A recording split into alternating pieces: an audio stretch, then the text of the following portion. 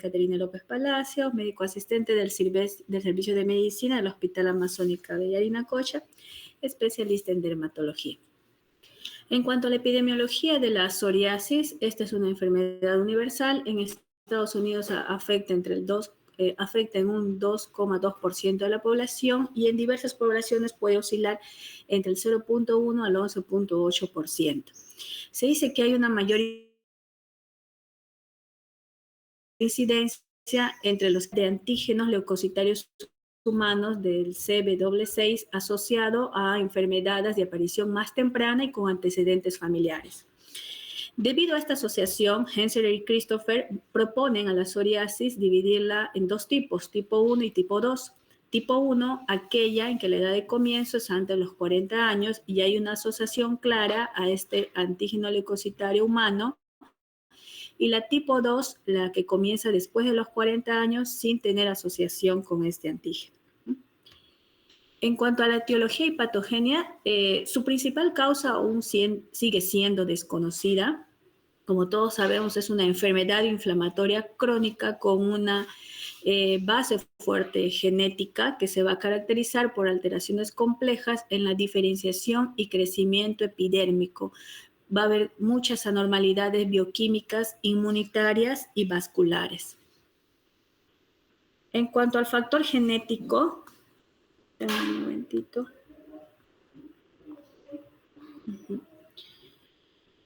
En cuanto al factor genético, está avalado porque este estudio, ¿no? Porque se ha evidenciado que cuando ambos padres están afectados, existe un 41% de probabilidad de que un hijo tenga esta enfermedad.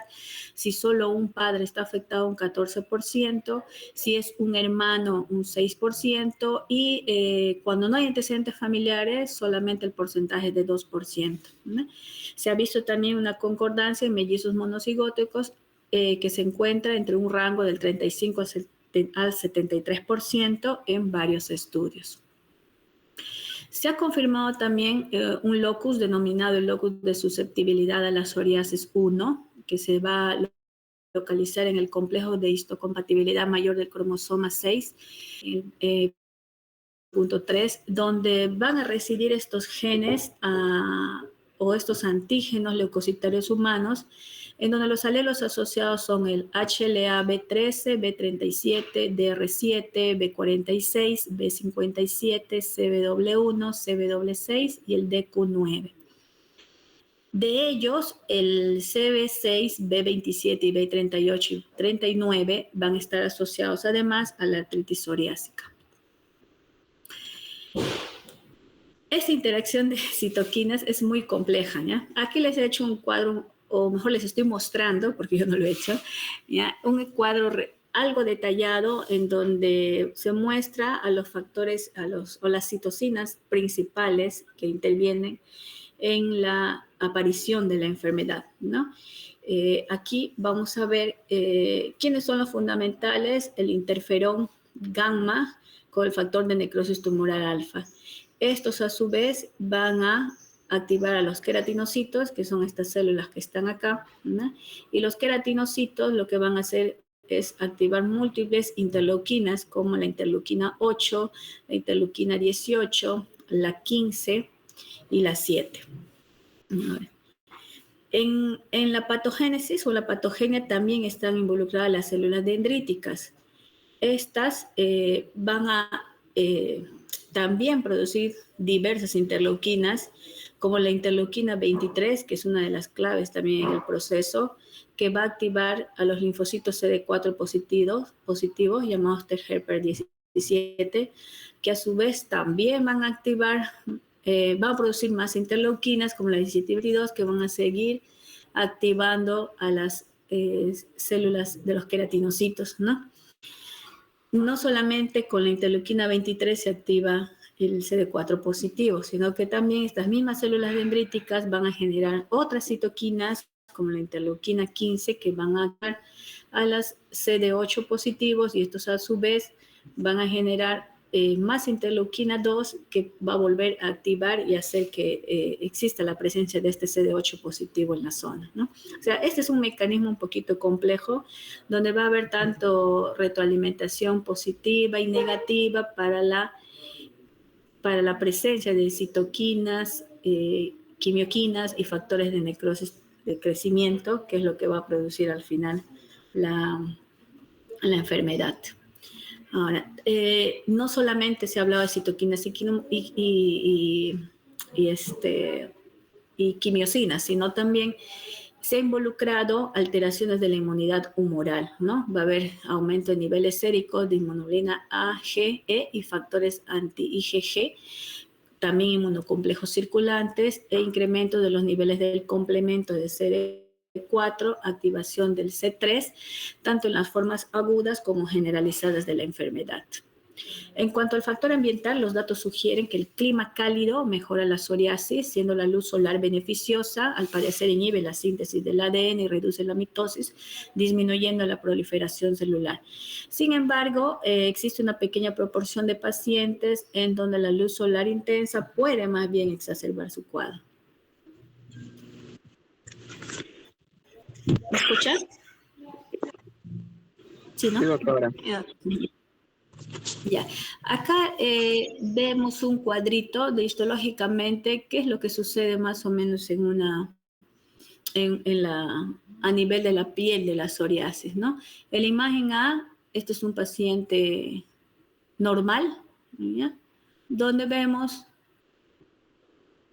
los linfocitos T a nivel de la dermis, los vasos que no están dilatados y las células de Langerhans, ¿no?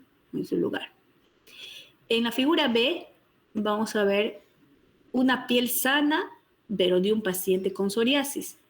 Ya en la piel sana del paciente con psoriasis hay una pequeña diferencia.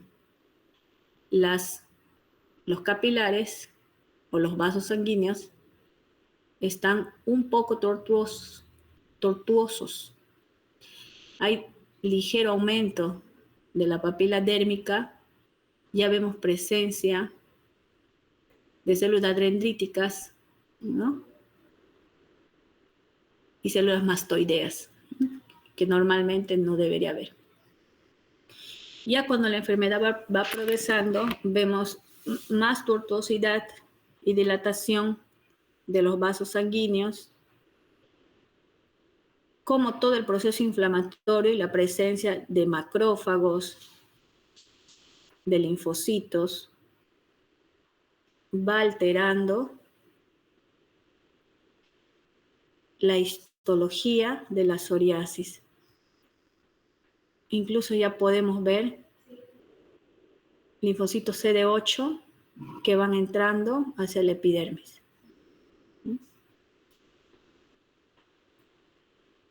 Menos cantidad de células dendríticas, o células de Langerhans, perdón, en la epidermis.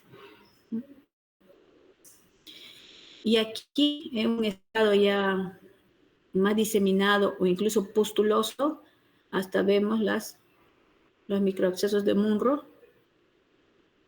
Vemos cómo los neutrófilos de la dermis han pasado hasta la epidermis. Son los microabscesos de Munro. Así es como va variando la piel del paciente con psoriasis. Entonces, aunque existen numerosas incógnitas acerca de las anomalías esenciales de los trastornos, lo que sí se sabe es que los trastornos que se van a evidenciar va a haber trastorno de la proliferación y de la maduración de los queratinocitos, va a haber una infiltración leucocitaria de la epidermis y una elevada actividad mitótica del queratinocito. Entonces, como aquí hay mayor vascularización, que es 10 veces más de lo normal, por lo tanto la proliferación celular también va a estar aumentada. Por eso es que el recambio celular es más rápido. Normalmente lo fisiológico es que el recambio celular sea entre 30 y 33 días.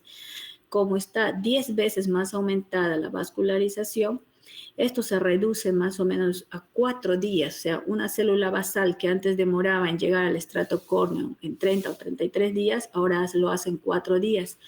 De ahí que viene la hiperkeratosis que se ve en la histología y que se manifiesta en la piel a nivel de escamas. En cuanto a las manifestaciones clínicas, la lesión clásica es una placa eritematosa bien delimitada con una superficie con escamas blanco-nacarados, ¿no? O sea, es un blanco pero que puede reflejar el eritema que hay abajo. Debajo de la escama la piel se va a presentar como un eritema brillante homogéneo y al seguir rascando se puede desprender una película epitelial fina, transparente, de varios milímetros, ¿no?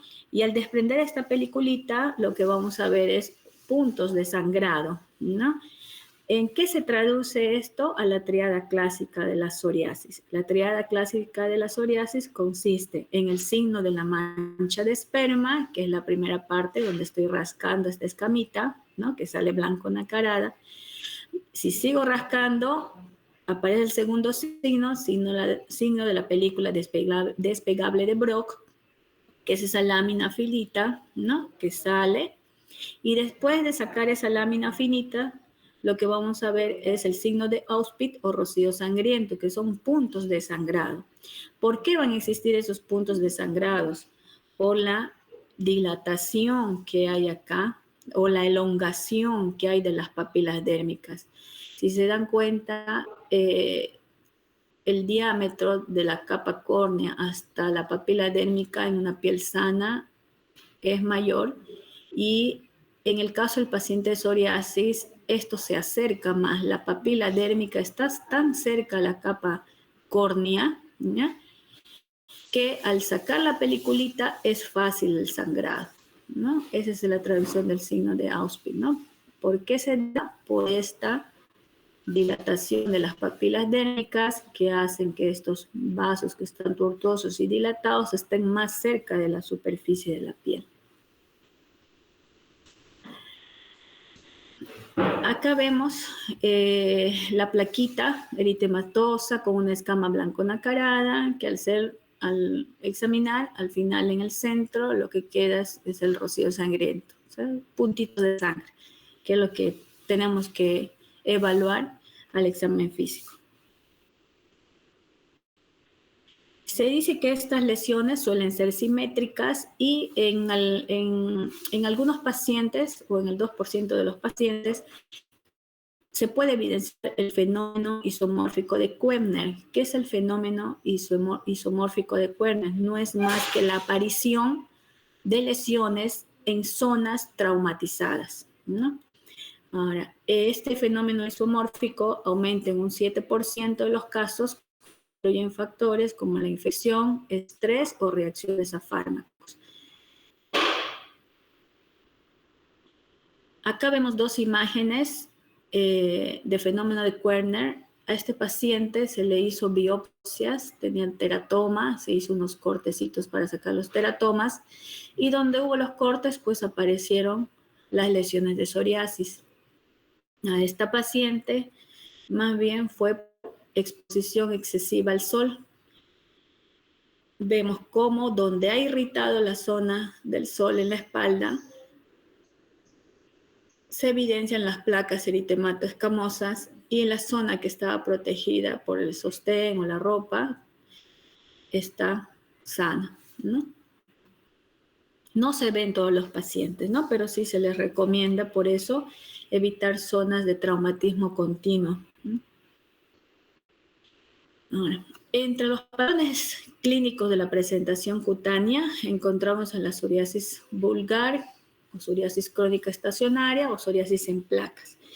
Representa el 90% de los casos. La mayoría de los pacientes van a venir con esta forma de presentación, que no son más que placas eritemato-escamosas distribuidas simétricamente y se van a localizar en regiones extensoras de las extremidades, particularmente en los codos, en las rodillas, en el cuero cabelludo, en la región lumbosacra baja, en glúteos y en genitales.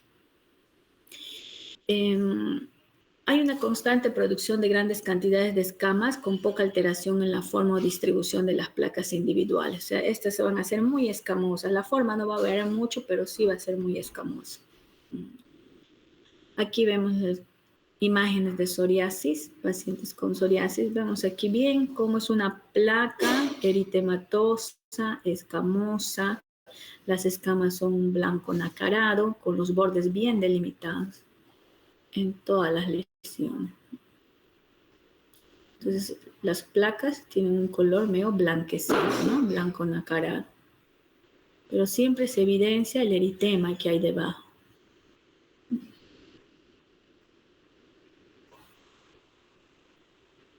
Acá vemos localizaciones de codos, en glúteos como son simétricos, en codos como son simétricos.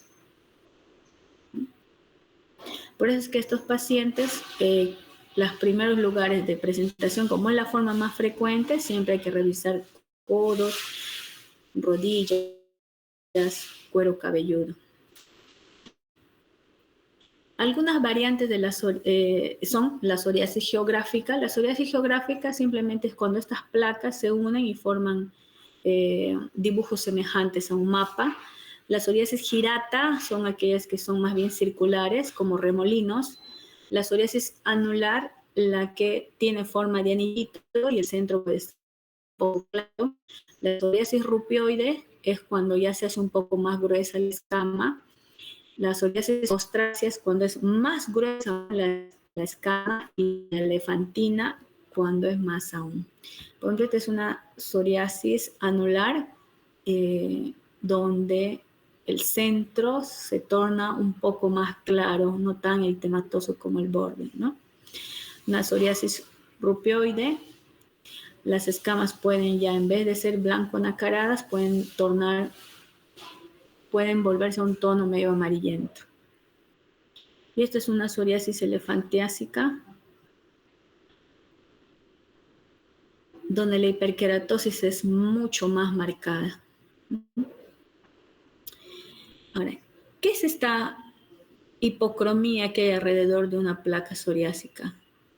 Ese es el de Voronov, es un signo de la psoriasis.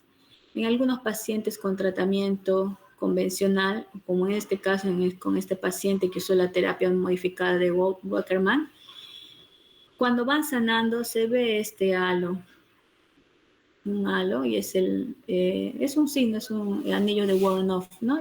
Que también es clásico de la psoriasis. Ahora, la psoriasis no solamente puede afectar la piel, sino también afecta las uñas, ¿no? Podemos verlo en forma de depresiones en dedal, que es el llamado pitting unguial. Puede haber cambios de coloración, tipo manchas de aceite, que va a tornar un poco amarillento. Puede haber incluso desprendimiento de la tabla unguial, hiperkeratosis subunguial y deformidad. Aquí vemos algunas alteraciones unguiales, ¿no? Según el lugar comprometido, ¿no? Si es la matriz proximal, podemos ver las lesiones en fosita, que es el pitting unguial, que son esas uñitas que uno ve que tiene como unos puntitos, como si lo hubiéramos deprimido con un alfiler. La onicorexis, que es fragilidad de las uñas. Las líneas de Beau, que son unas líneas longitudinales, ¿no? Que se ven un poco blanquecinas. En la matriz intermedia podemos ver leuconiquia, que es blanqueamiento de la uña. En la matriz distal, onicolisis focal, una placa unguial adelgazada y eritema de la lúnula. En el lecho unguial, cuando hay afectación, vemos el signo de la gota de aceite, ¿no? Que es esa manchita amarillenta, o también llamado parche asalmonado, ¿no? Además, podemos ver también una hiperkeratosis subunguial, onicolisis, y hemorragias subunguiales lineales. Si hay afectación del hiponiquio, vemos también una hiperkeratosis subunguial con onicolisis. Si hay afectación de la placa unguial, descascaramiento y destrucción, y otros cambios específicos también podría ser. Y a nivel de los pliegues proximal y lateral de la uña, lo que podemos ver son las plaquitas de psoriasis cutánea como tal. Aquí hay algunas imágenes para que vean. Esta es la mancha de aceite, Se llama así porque es medio amarillenta. Es un paciente en la psoriasis. Aquí en esta uñita, no sé si ven estos hoyitos. Ese es el pitting unguial. Acá se nota un poco las líneas de Beau, que son estas rayitas longitudinales.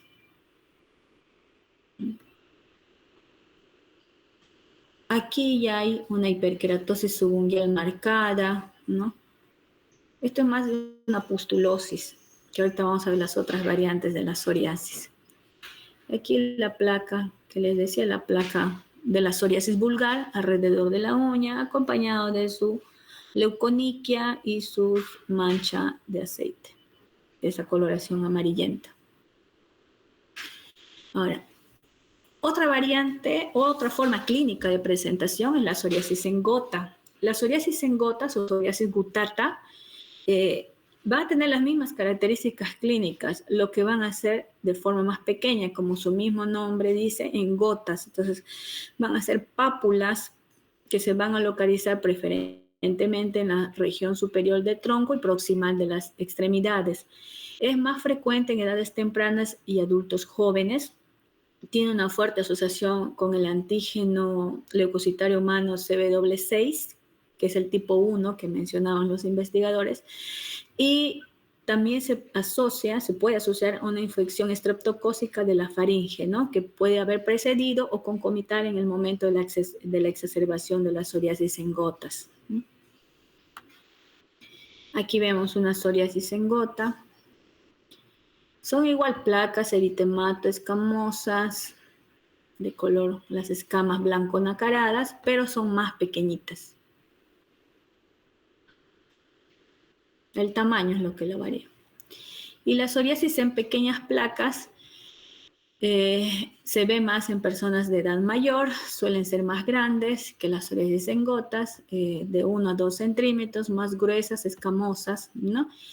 Y esta forma se ve sobre todo en adultos de países asiáticos, ¿no? Como en los coreanos, ¿no? Estas son las placas, ¿no? Igual, solo que aquí el componente escamoso es más fuerte.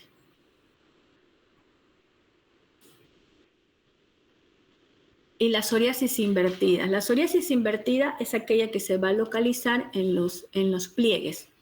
Pliegues de axila, pliegue inguinal, en el cuello, ¿no? Lo que lo va a diferenciar de la psoriasis vulgar es que no hay casi escamas, ¿no? Por lo general vamos a ver una placa eritematosa, brillante, de bordes bien delimitados. O sea, en la psoriasis invertida no hay presencia de escamas, ¿no? Y si hay, son muy pocas. La psoriasis eritrodérmica es la forma generalizada de la enfermedad, va a afectar a todo el cuerpo, incluido la cara, manos, pies, uña, tronco, extremidades, a toda la superficie corporal. El eritema es más prominente, las escamas suelen ser más superficiales, o sea, ya las escamas son más delgadas, pero el eritema es más marcado.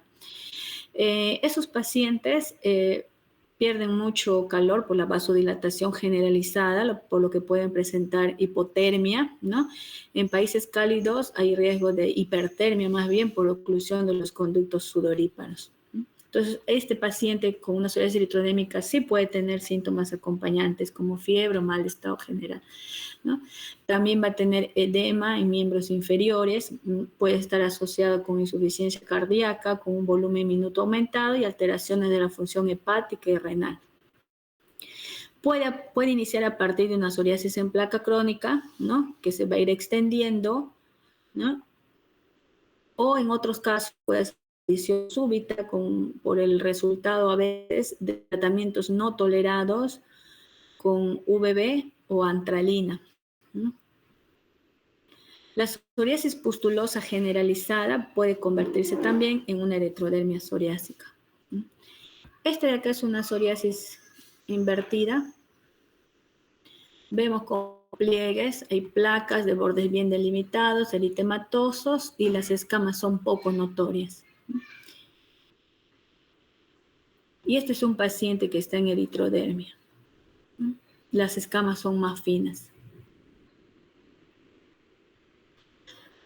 Otra variante es la psoriasis pustulosa. En la psoriasis pustulosa se divide en 4 subtipos. Está la psoriasis pustulosa generalizada de Bunsen-Buch, la psoriasis pustulosa anular, el impétigo herpetiforme, la psoriasis pustulosa localizada, ya sea en palmas y plantas o como una acrodermatitis continua. Este es un paciente con una psoriasis pustulosa.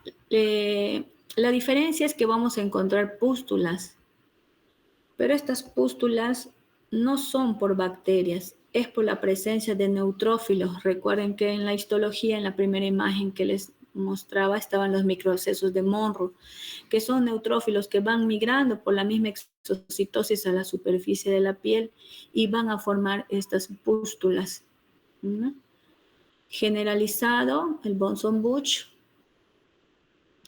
la psoriasis pustulosa anular en forma de anillo, herpetiforme porque semeja al herpes, ¿no? En ramillete, ¿no?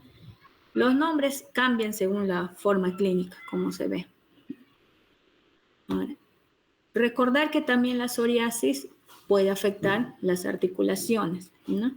La artropatía psoriásica es una artropatía progresiva y va a tomar las articulaciones de los dedos. Es raro que afecte las grandes articulaciones, puede pasar, pero es más frecuente de articulaciones pequeñas y va a ocasionar deformidades dolorosas. Se acompaña de lesiones cutáneas de psoriasis vulgar o de eritrodermia psoriásica. La evolución de la enfermedad es crónica con periodos de remisiones y exacerbaciones, pero como saben, la psoriasis en general no tiene cura, ¿no? Solo control. Los exámenes de laboratorio, pues el examen histopatológico. Clínicamente podemos diagnosticar una psoriasis si tenemos duda, hacemos una biopsia de piel, ¿no? Ahora les voy a mostrar los resultados. Se dice que cuando les hacen analítica a estos pacientes con psoriasis, el ácido úrico puede estar aumentado en un 50% de los pacientes, ¿ya? Y el perfil lipídico entre 11 y 19% de los pacientes. Esta es una imagen de la biopsia de piel de un paciente con psoriasis. Vamos a ver hiperkeratosis, aumento del grosor de la capa córnea. Parakeratosis, que es presencia de núcleos en las células de la capa córnea. Vamos a ver elongación de las papilas dérmicas. Las papilas dérmicas están así, como en dedo de guante, ¿sí? Lo que llamamos elongación de las papilas dérmicas, como dedo de guante. Y un infiltrado linfocitario perivascular. Acá no hay microabsceso de Monro. El diagnóstico clínico histológico, ¿no? Lo confirmamos con la histología. ¿Sí me escuchan? Sí, doctora. Ya. Sí, doctora. Ya, gracias. Entonces, en cuanto al diagnóstico diferencial, la dermatitis seborreica, recuerden que ya hemos dado dermatitis seborreica, la psoriasis, cuando está en cuero cabelludo, no provoca caída de cabello, mientras que la dermatitis seborreica sí se puede acompañar de caída de cabello. Las placas de la psoriasis, las escamas, son unas escamas blanco-nacaradas, mientras que la dermatitis seborreica son un poco más finas, dependencia también de la variante clínica, pero tienen ese aspecto seborreico untuoso. Entonces, por ahí también lo pueden diferenciar. La psoriasis no provoca caída de cabello, la dermatitis seborreica sí. La tiña corporis. La tiña, recuerde que son placas eritematosas en su borde con un centro claro. Los bordes de la tiña son microvesículas.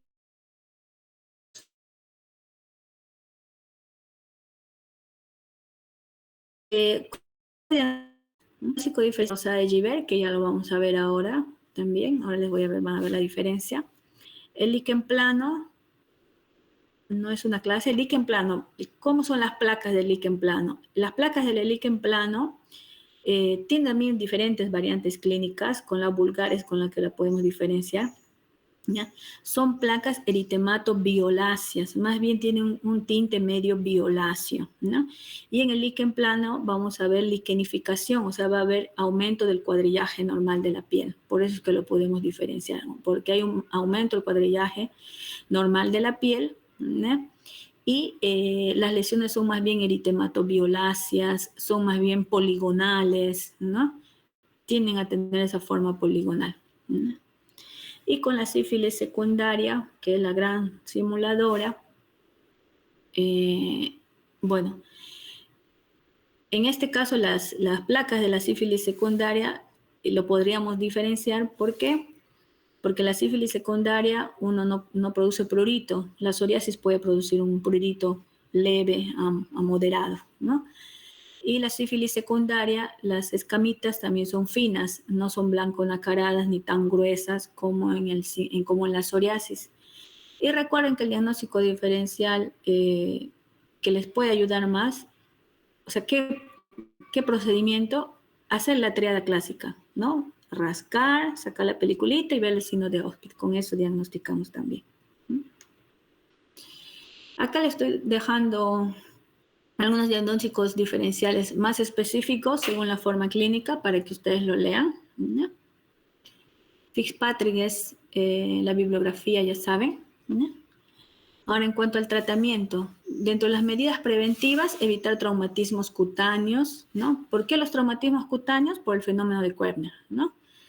El uso de determinados fármacos, en la parte de adelante no les hablé, pero aquí algunos fármacos que pueden desencadenar lesiones de psoriasis o la psoriasis son el litio, los betabloqueadores, sobre todo el propanolol, y los corticoides sistémicos, ¿no? También el estrés, la obesidad y la ingestión de alcohol. El tratamiento específico se va a clasificar en tópicos y sistémicos. En cuanto al tratamiento tópico, usamos emolientes.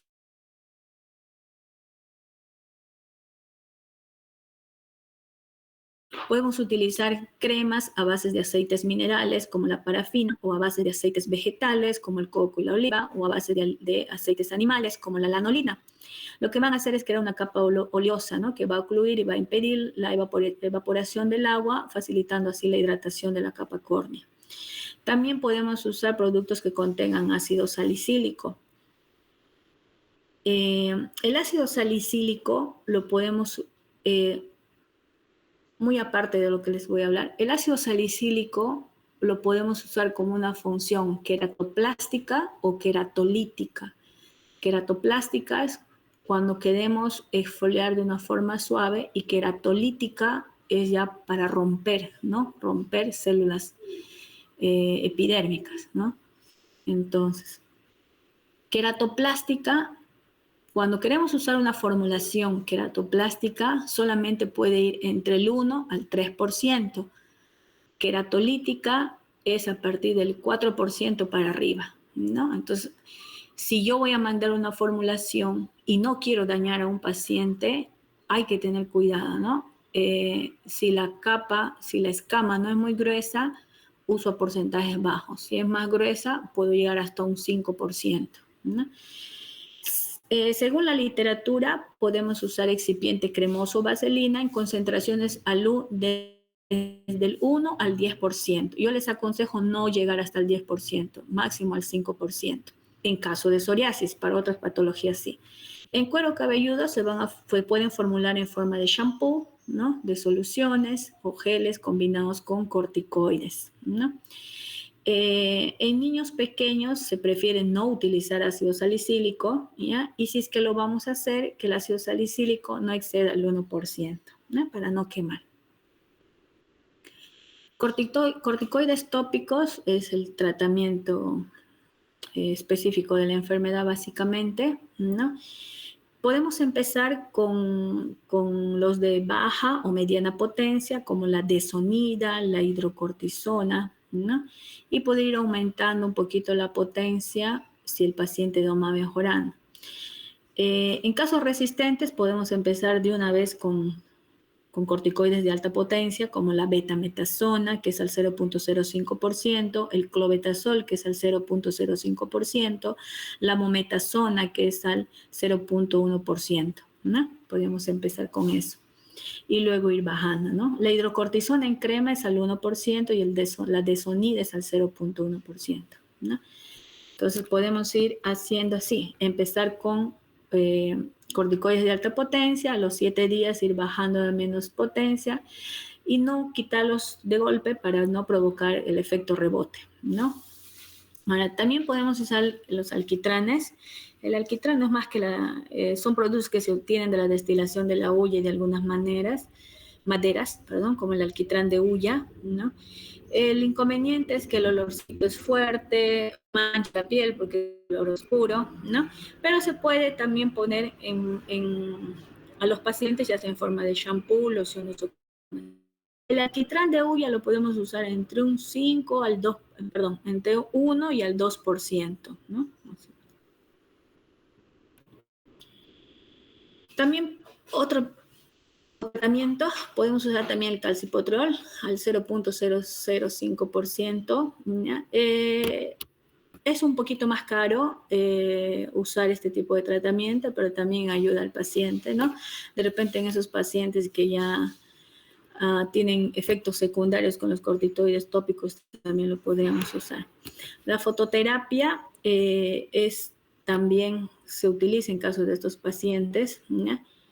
Ahora, hay que recordar que no es eficaz para cuero cabelludo, pliegues y está contraindicado en la psoriasis eritrodérmica y la psoriasis pustulosa generalizada de Bunsen-Bush. La tarasoterapia es la terapia en el mar. Se dice que el agua de mar también puede ayudar a estos pacientes. La fotoquimioterapia, ¿no? Que es la combinación de la exposición a UVA, radiación ultravioleta tipo A, 2 horas después de ingerido un soraleno, ya como por el 8-metoxisoraleno, ¿no? Que se da dosis de 0.6 miligramos por kilo de peso, ¿no? Es más que todo para psoriasis extensas, psoriasis palmoplantar. También podemos usar en una psoriasis moderada, ¿no? Cuando decimos, según la extensión de la enfermedad, cuando menos del 10% de la superficie corporal está tomada, es una psoriasis leve. Entre el 10 al 30% una moderada y más del 30% es una grave, ¿no? La fototerapia indica más para psoriasis moderada a grave. En las leves no tanto, al menos que sea una palmoplantar. En cuanto al tratamiento sistémico, recordad que los corticoides están contraindicados, ¿ya? ¿Por qué? Por el efecto rebote tras la suspensión. Sí es verdad que muchos pacientes quieren tomar o se inyectan dexametasona, toman prednisona, ¿ya? Pero eso a la larga genera fenómeno de rebote, genera resistencia, incluso puede provocar hasta una eritrodermia psoriásica cuando se suspenden esos corticoides. Entonces, evitar los corticoides vía oral en la psoriasis, y oral o inyectable, ¿no? ¿Qué puedo usar? El metrotexate. El metrotexate también está indicado para psoriasis de intensidad moderada a grave, al igual que los retinoides, ¿no? El metrotexate podemos empezar, en dependencia, ¿no?, de la extensión de la enfermedad, podemos empezar con 7,5 miligramos semanales o ir aumentando a 10, a 12,5, a 15, ¿no? Yo por lo general empiezo a 7,5 miligramos semanales, se toma en 3 dosis divididas en 12 horas y se da por 4 semanas y luego se vuelve a reevaluar al paciente donde podemos aumentar o ir disminuyendo la dosis. Parte del tratamiento también los retinoides, ¿no? Los más usados son el etretinato y la citetrina. ¿Ya? La dosis es de 0,25 a 1 miligramo por kilo por día, también en una duración de 3 o 4 semanas y vamos valorando al paciente. Ciclosporina también podemos usar, ¿no? A una dosis de 3 miligramos por kilo por día y podemos ir aumentando hasta 5 miligramos por kilo por día, ¿no? Algunas bibliografías hablan que una dieta rica en aceite de pescado también puede ayudar a estos pacientes. Gracias. Seguimos.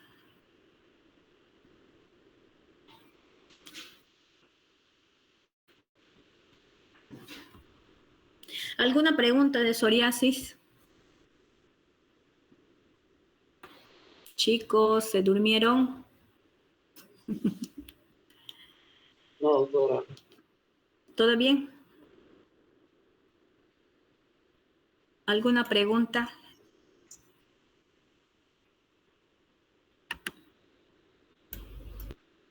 Todo claro, doctora. Ya, han dormido ya. Ángel, solo hay 86 participantes, ¿ah? Faltan 15. No me has pasado tampoco los 22 que no han estado el otro día. Está pendiente eso. Sí, doctora. Ya. Ahora vamos a hablar de aptitud.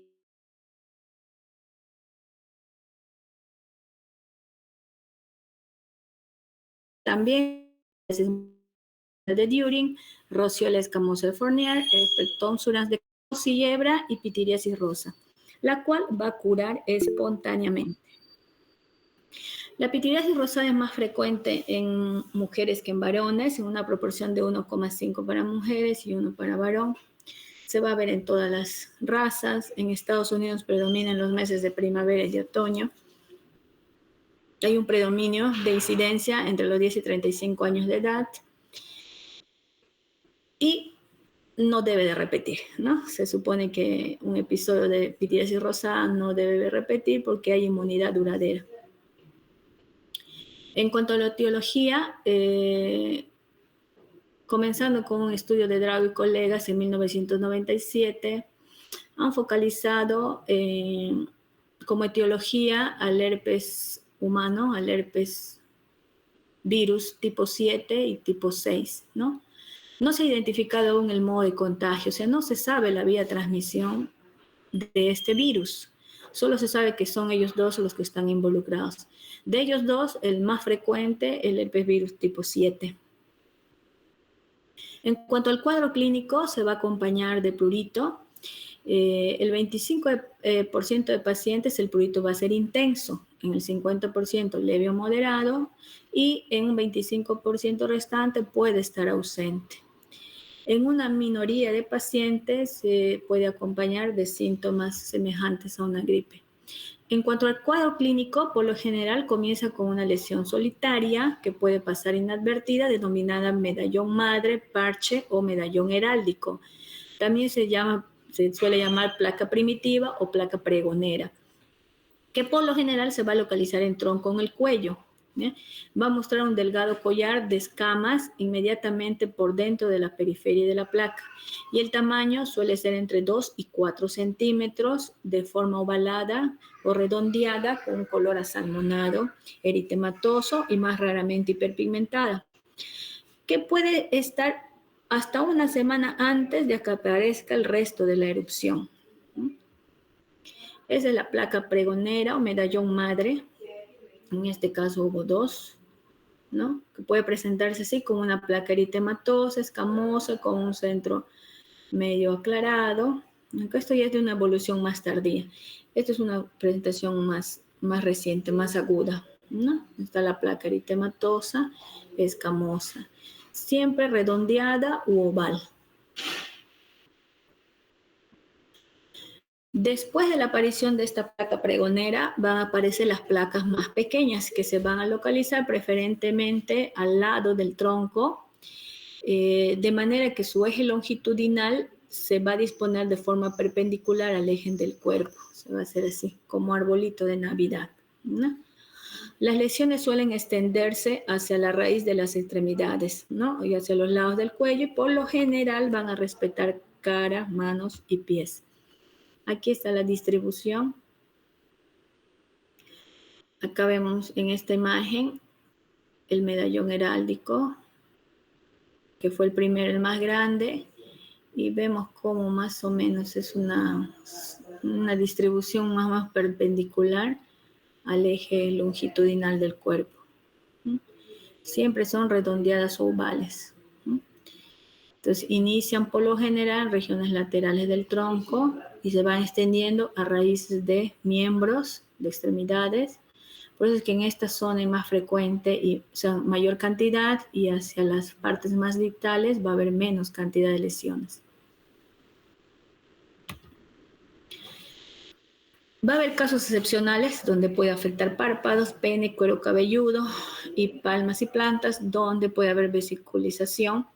Y también se han descrito casos en mucosa oral. Yo ya llevo más o menos 15 años en la especialidad y no he visto ningún paciente en mucosa oral. En rostro sí, cuero cabelludo no. Ahora, en pleno desarrollo se dice que la erupción tiene un aspecto muy llamativo por la distribución característica, ¿no? Que es así en forma oval o redondeada con el eje perpendicular, ¿no? Pero conforme van pasando los días, el borde se mantiene eritematoso, pero el centro se va haciendo ya medio amarillento. Ahí se va cambiando el color. Aquí todavía se ve en las plaquitas eritemato escamosas. Aquí en esta no se nota que está cambiando el color, pero aquí algo discreto tono ya para amarillento, ¿no? Ahora, su evolución es hacia la curación. Con o sin tratamiento, estas lesiones van a ceder, pero en un promedio de 8 semanas, ¿no? Por lo general, pero puede variar entre 12 y 14 semanas. Ahora, se han descrito algunas variantes. Las variantes son más que todo la forma de cómo se presentan. Puede ser con un medallón único, o sea, aparecer solo el medallón y no aparecer más lesiones. Sin medallón, o sea, aparecer la erupción sin haber tenido primero el medallón madre. Con medallones solos, acompañados de pápulas, de pústulas, o la placa puede ser urticariana, o sea, levantarse más, haber un mayor infiltrado dérmico. Puede ser purpúrica también, psoriasiforme, bueno, y vesiculosa, que ya se repitió. Ahora, en cuanto a la histología, no es muy... se puede confundir con otras dermatosis, ¿ya? Por lo general no hacemos biopsia para una pitidiosis rosada, ¿ya? Pero lo que vamos a encontrar es una dermatitis perivascular superficial con infiltrado linfocitario, va a haber una espongiosis y exocitosis leve, va a haber disminución de la capa granular, leutinificación de las células basales y una disqueratosis epidérmica. Aquí como la epidermis se ha perdido totalmente, hay una disqueratosis epidérmica. El diagnóstico se sustenta por las características clínicas, por la distribución, la evolución y la presencia del medallón madre. O sea, básicamente el diagnóstico es clínico.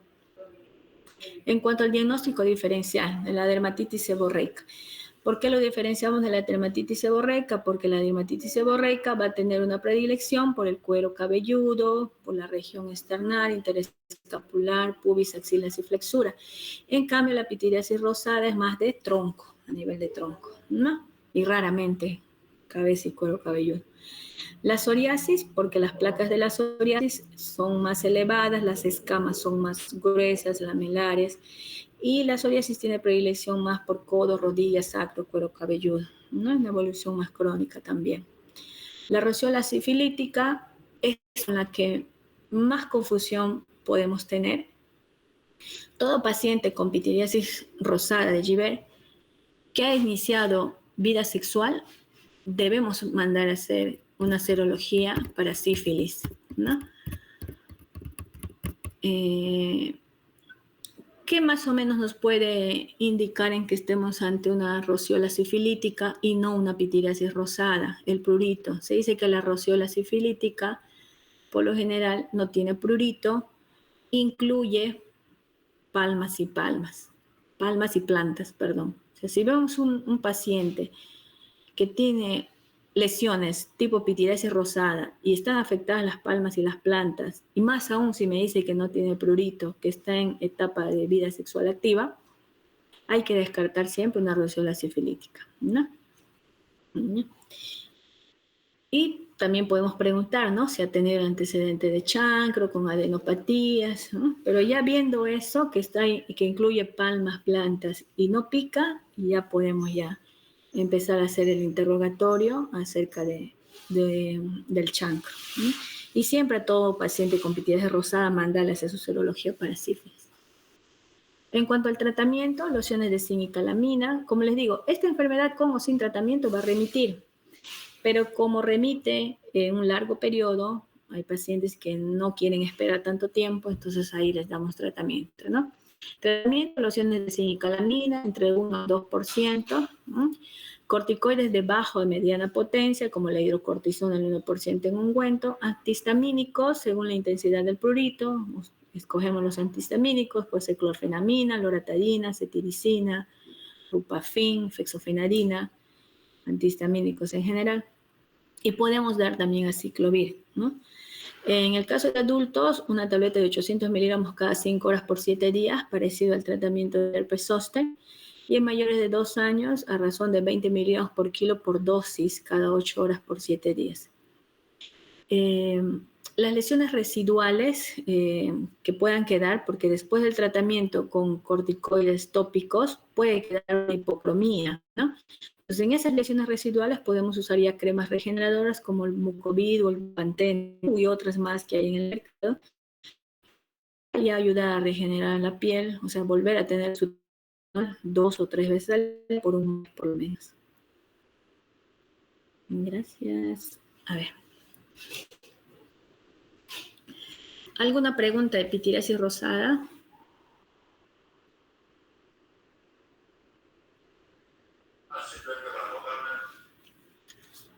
¿Alguna pregunta, chicos? ¿Me escucharon? ¿Se durmieron?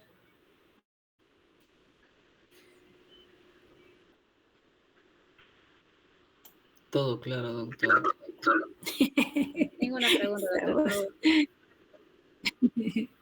Ya, les voy a dar el líquen simple crónico ahora y dejamos la eritrodermia, que es algo pequeñito, para no sé si mañana, pasado, pues como son las 12:30 ya. ¿Les parece? Sí, doctora. Sí. Doctora. Sí, doctora. Ya, muy bien. 83 ya van bajando, eran 86. Esos fueron a almorzar. Ahí. Le pongo, ¿dónde está?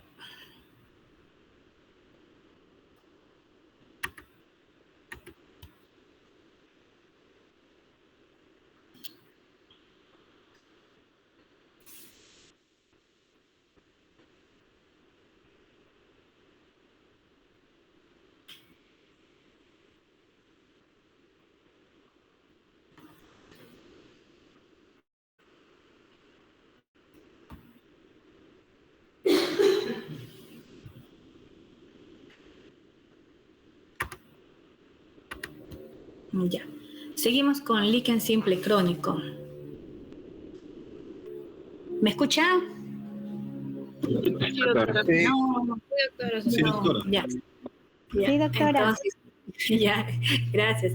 Entonces, mira, el líquen simple crónico es conocida también como neurodermatitis circunscrita, ¿ya? Es un trastorno crónico intensamente pruriginoso que se va a caracterizar por presentar una o más placas liquenificadas.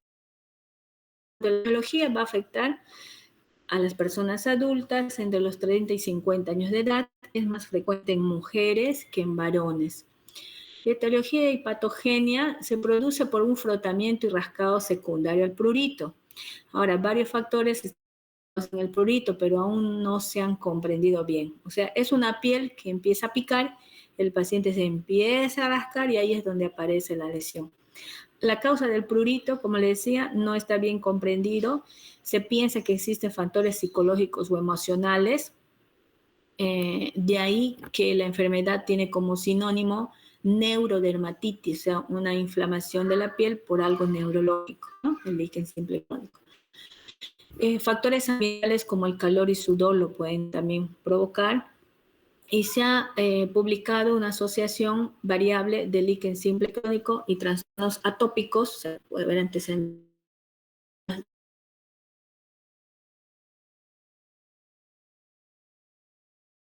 Pacientes atópicos.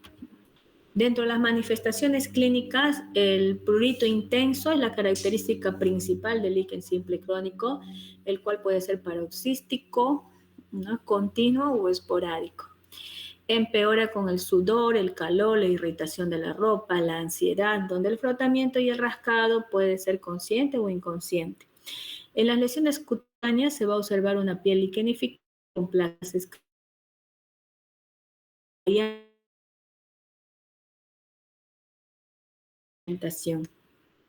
Por lo general se presenta una placa única, pero debe haber más de una localización. Todos en el sueño, en la fase del sueño con movimientos oculares no rápidos, está alterada a causa del rascado, ¿no? En estos pacientes se ve eso. Aquí vemos un paciente con líquen simple crónico. Acá, a nivel de la nuca, está empezando. No se ve tanto el aspecto liquenificado, sí se ve el aumento del cuadrillaje normal. Acá se ve ya una mayor liquenificación, ¿no? O hiperkeratosis mayor, ¿no? Entonces, una placa de bordes mal delimitados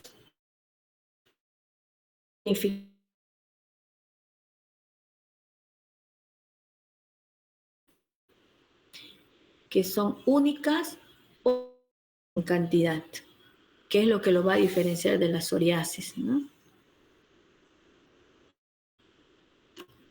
Acá el líquen simple crónico, o sea, la placa quiere dibujar un borde, pero el borde no está bien delimitado, ¿no? La piel sana, la piel adyacente. A diferencia de la psoriasis, a diferencia de la pitiriasis rosada, que los bordes sí están bien delimitados. Entonces, hay aumento del cuadrillaje normal de la piel, está la hiperkeratosis, que se traduce por ese color blanquecino, y áreas escoriadas en su superficie por el prurito intenso del paciente. Acá también, esta es un poco más antigua, en donde se ve una discreta hiperpigmentación de la piel.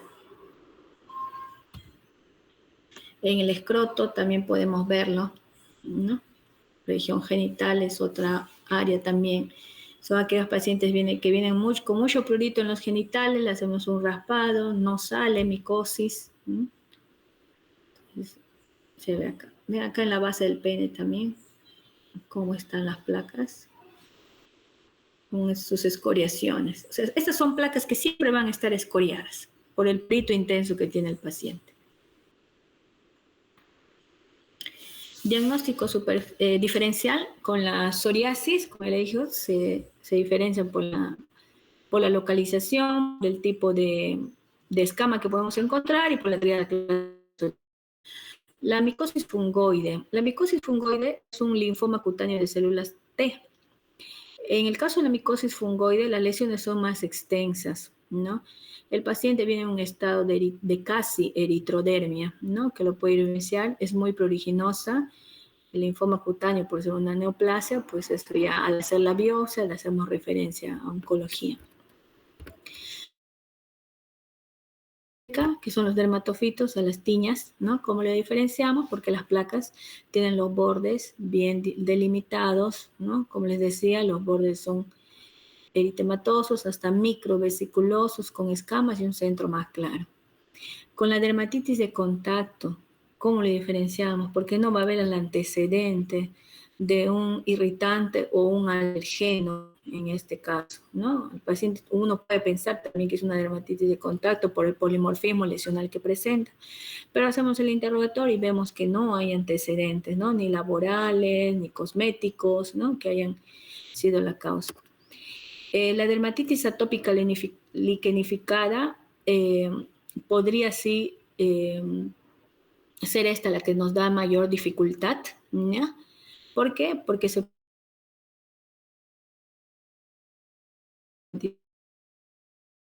pero ¿qué nos puede guiar? El cuadro clínico según la edad del paciente, ¿no? No vamos a ver una líquen simple crónico en la etapa de lactante, en la etapa infantil, solamente podríamos confundirla con la del adulto, ¿no? La localización, que es más en tronco y extremidades, va a poder diferenciarla de un líquen simple crónico. Bueno, el líquen plano hipertrófico también hay que diferenciarla de esta. El plano hipertrófico por general también suele ser varias placas no son únicas o pocas como en el líquen simple crónico, ¿no? Y la histología es lo que va a definir ahí, ¿no? También. Exámenes de laboratorio, en la histopatología lo que vamos a encontrar es una hiperplasia de todos los componentes de la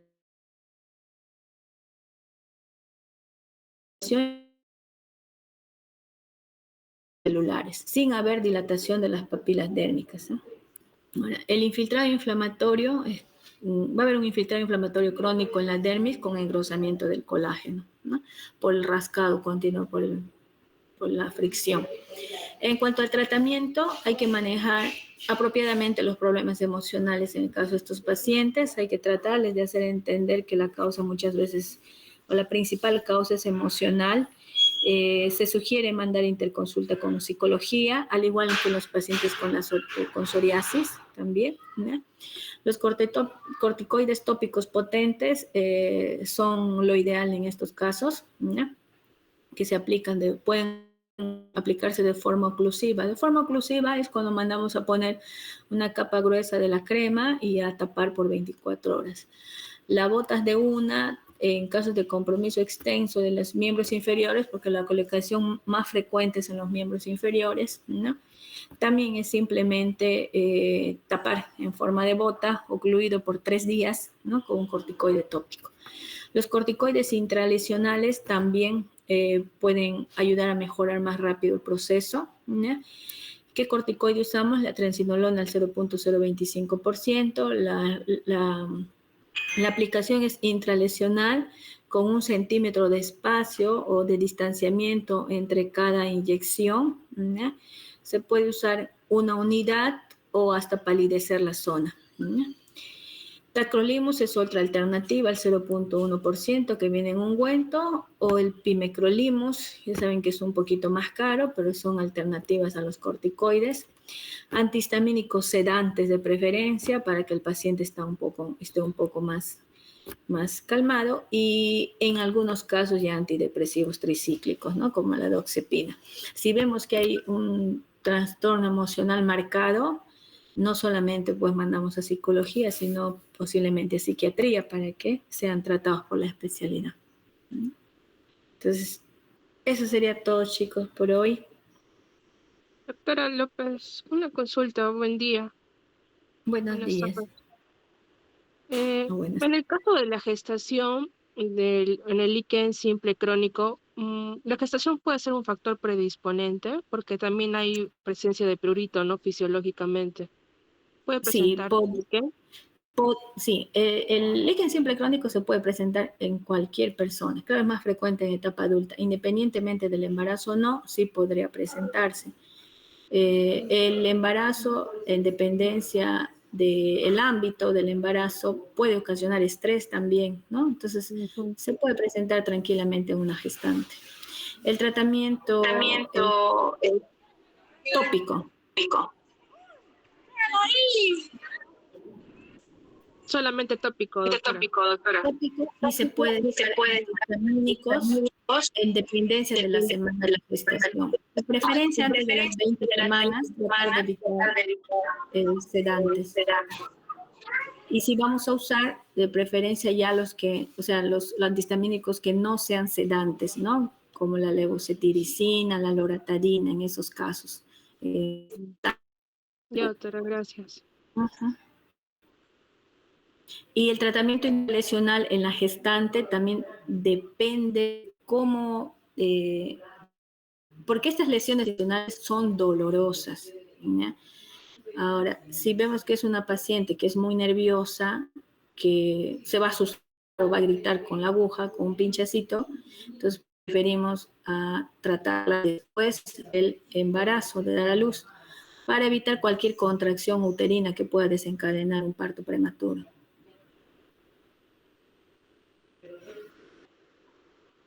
Gracias, doctora. Yeah. Doctora. Sí, te escucho. 94. 5 faltantes. 5 o 6. ¿No son 101? A verdad, no, doctora, 6. Sí. Y-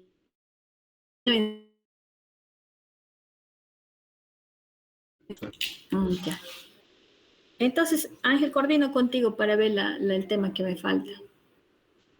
Sí, doctora, no se preocupe. Muchas gracias. Ajá. Doctora, Ya en esta semana. mañana normal va a ir a rotar su grupo, ¿verdad? El grupo que está. Sí, el siguiente grupo que le toca. Ajá. El siguiente, ¿no, doctora?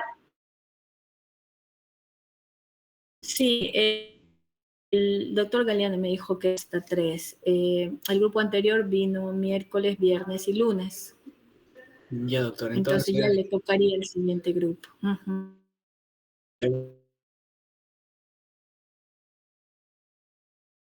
Ya, doctora, muchas gracias. Ya, ya. Y gracias a ustedes también. Gracias, doctora. Gracias, gracias.